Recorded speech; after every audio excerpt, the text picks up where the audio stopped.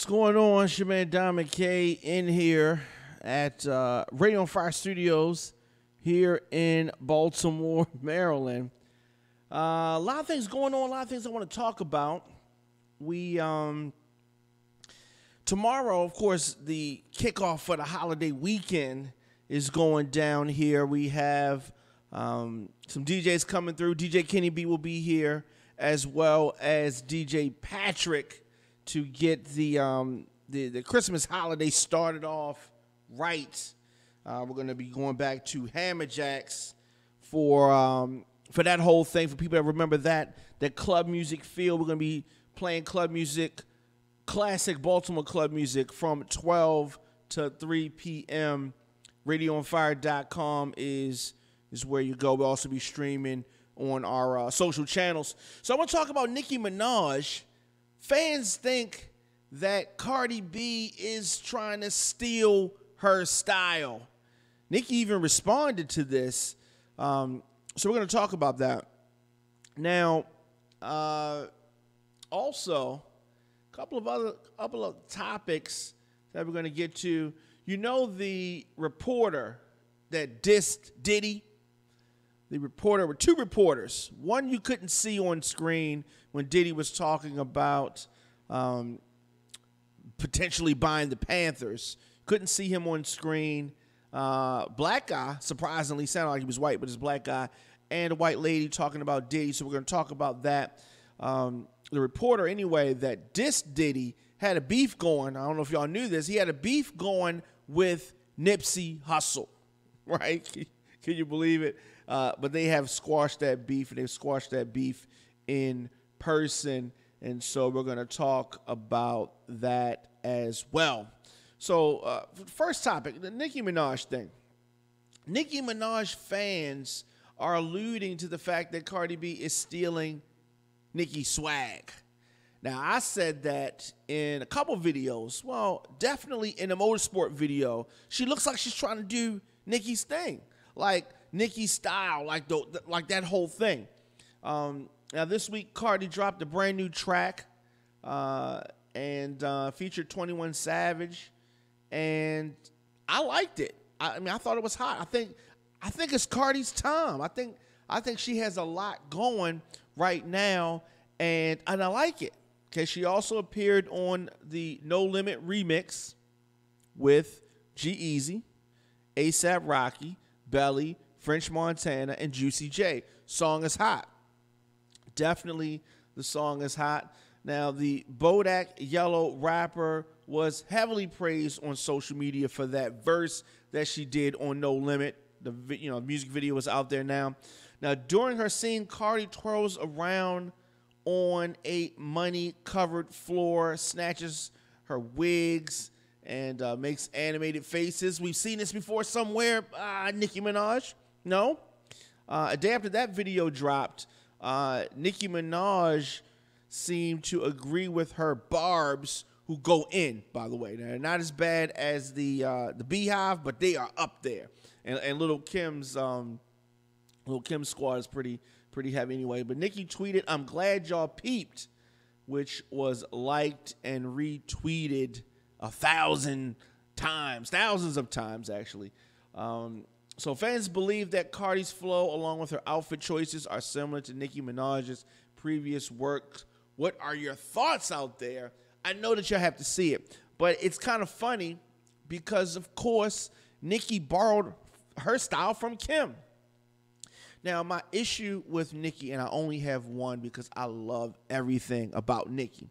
I just wished in the beginning, when she was really popping off, when she was really blowing up, when the Lil' Kim comparisons came, I just wish that she had owned up to it. That's all I'm saying. Why didn't she own up to it? Because it seems hypocritical if she really makes an issue of Cardi borrowing her style, because she borrowed so much of her style from Lil' Kim. It can happen. Rappers are influenced by other rappers. Singers are influenced by other singers. Let's remember, for my old school folks, you remember Aaron Hall of Guy, right? Aaron Hall had a style. R. Kelly had a style. R. Kelly switched his style up around the 12 play time and took Aaron Hall's style and his look. R. Kelly had hair. He shaved his hair off. He got glasses like Aaron Hall. He was doing runs like Aaron Hall. He took Aaron Hall's style, but he flipped it. He made it his own, and we even forgot about Aaron Hall. A lot of people did because R. Kelly did that. Can Cardi B do that to Nicki Minaj? I don't know about that, but there's definitely room for both ladies in this field. But do you think that Cardi B is borrowing Nicki Minaj's style? Let me know your thoughts in the comment section. Instagram, Facebook, Twitter, at The Diamond K Show, at Radio on Fire. Now, on the shows all this week, we've talked about this thing with Diddy. A San Francisco Bay Area reporter named Henry Wolford got a wind of Nipsey Hussle talking crazy about him and threatening to actually put hands on him. And it turns out he was down to knuckle up. At least that's what he said. Now, let me say this. The voice sounded different. He didn't sound as, he wasn't making all the jokes that he was about Diddy when that came. And he said that I saw you on TMZ, talking about Nipsey Hussle, saying that you'd beat me down when you see me. Here's your opportunity.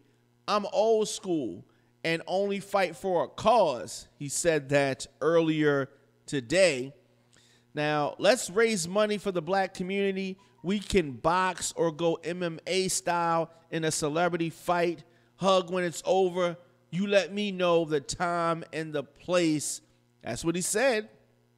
Now, of course, if you heard the video, it's really, really disrespectful for the fact that, it's just, I assumed that the guy was white the way that he was talking, but he was actually black.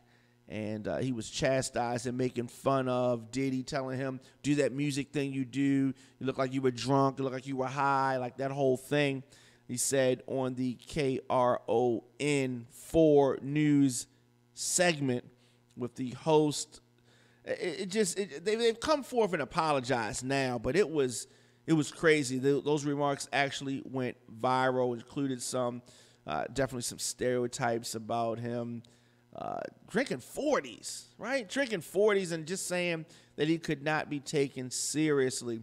But upon hearing the charity fight suggestion, Nipsey responded that he'd be with it if they could get the prize to $5 million. But first, he dug into the Bay Area anchor, tweeting, I'll beat your whitewash Samuel Jackson Django ass. Second, we rejected you from the black community after you cooning your own people to try to fit in on mainstream TV. Third, I don't hug no Uncle Toms. You ain't hard enough and your knuckles ain't scarred enough. That's what Nipsey Hussle said in response. Now, the two later talked in person, which Wolford spoke about on Twitter, writing, at Nipsey Hussle and I did it the right way. Talked behind closed doors. Get it off your chest. Listen to one another and grow from the experience. There's not going to be a fight. I got nothing but respect for the man. Time to move forward. Of course you didn't want it. Of course you didn't want it, Wolford. Nipsey Hussle would have whooped your ass. Nipsey followed up with news that the beef was squashed.